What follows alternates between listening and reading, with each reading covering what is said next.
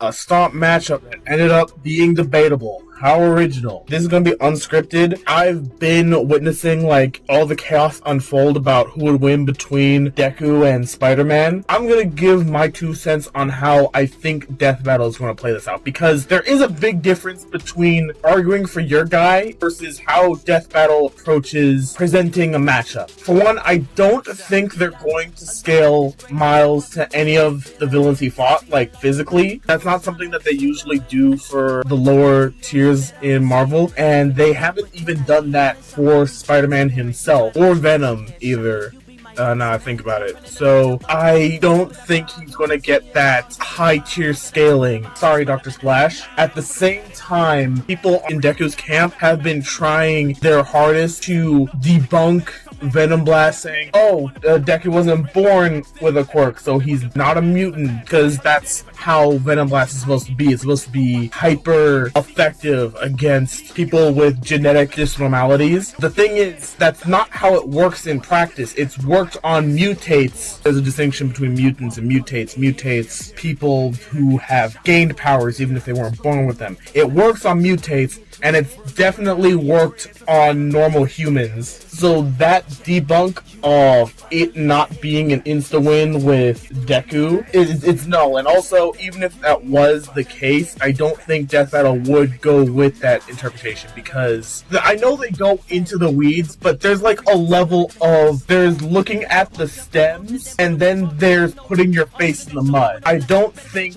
there would be enough distinction for them to just say, no, Venom Punch wouldn't work on Deku specifically because of X reason, especially when that got debunked as well. Because people have different interpretations. People have interpretations where Deku absolutely annihilates Spider-Man, or Spider-Man scales to someone who did a thing that did a thing that did a thing that blew up a solar system, and Miles should absolutely decimate Deku stat-wise. Even if he doesn't have like the same AoE, he should like scale. At least that's what I've seen. Here's how I think Death Battle is going to play out. The version of Deku that steamrolls in stats, like he's going to be in a million times stronger than Spider-Man, that's going to be in the episode. They're not going to scale Miles to any of his villains. At the same time, they aren't going to distinct between like Deku specifically not fall to Venom, and Venom Punch has worked on so many other variety of foes that overlaps with how his quirk works, that the interpretation of Spider-Man that one-taps Deku off of a Venom Blast will also be in the episode. I think this is an episode where both are going to be given the ability to one-tap the other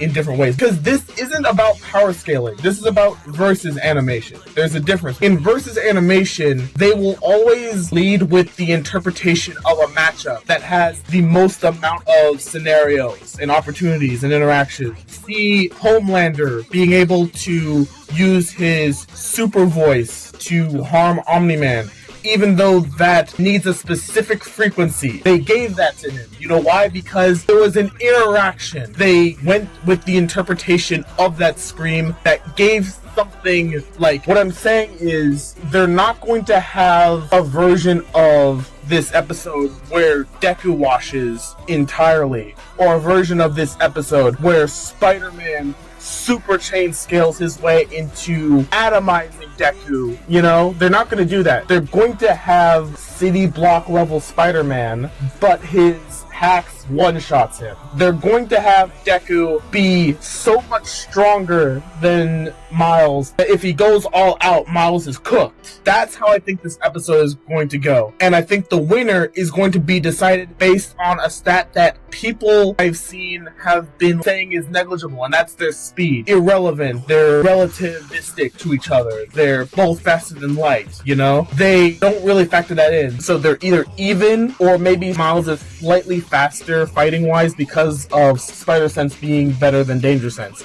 That's how I've seen that interpreted. For people arguing either for Miles or against Miles when they give him his just desserts, I think speed is actually going to play way more of a factor because, again, they're going to value the version of this matchup that has the most amount of interactions possible from both sides of the debate, which means that they're going to have the interpretation of Deku being a million times stronger than Spider-Man and the interpretation of Spider-Man having the experience of fighting above his weight class, because that has played a very big role in death battles in the past. Like, it justified Trunks not one-shotting base Silver before he went super because he's able to fight outside of his weight class. So the fact that Spider-Man can fight outside of his weight class, like, they're not going to scale him to any of his villains, you know? Like, they can't justify that. Or if they do, like, that'll be a thing, but they won't justify scaling him to his villains, but they will justify scaling Venom, negating all of their durability. Doesn't matter how tough you are, you're going to catch these hands, you know? So they're going to have the interpretation that Miles can one-shot Deku with Venom Punch in the same episode. And this is going to depend on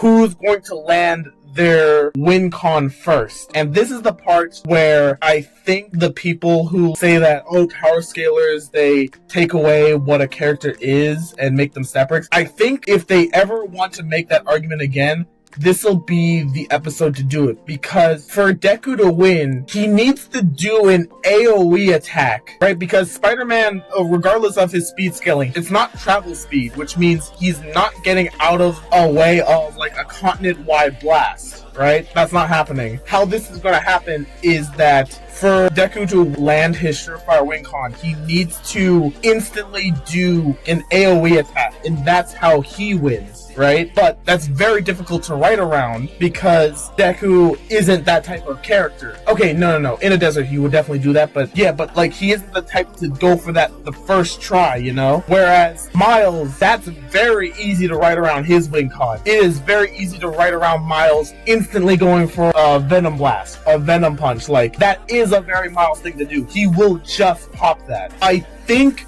Deku should win this off of stats alone. His feats are way more visceral. At the same time, to write the scenario around that, you need Deku so bloodlusted for him to be more likely to pop that first, an AoE blast, a continent-wide AoE blast first, before Miles can reasonably hit Venom Blast first. With the way I think that Death Battle is going to write around Miles and Deku, it's arguably more in character for Spider-Man to win this because of how his wincon works with his character versus Deku. But Deku probably should win this because his feats are way better. That's how I think. I think that the thing that people are underestimating, the speed aspect, I think that they're sleeping on it because they're not considering the fact that Death Battle is going to play both sides. They're going to have Deku be millions of times stronger than Miles. They're going to have Miles with an interpretation that Venom Punch will one-shot Deku. And it's going to matter who's going to pop their wincon first, who's more likely to land it, because in character-wise, Miles is more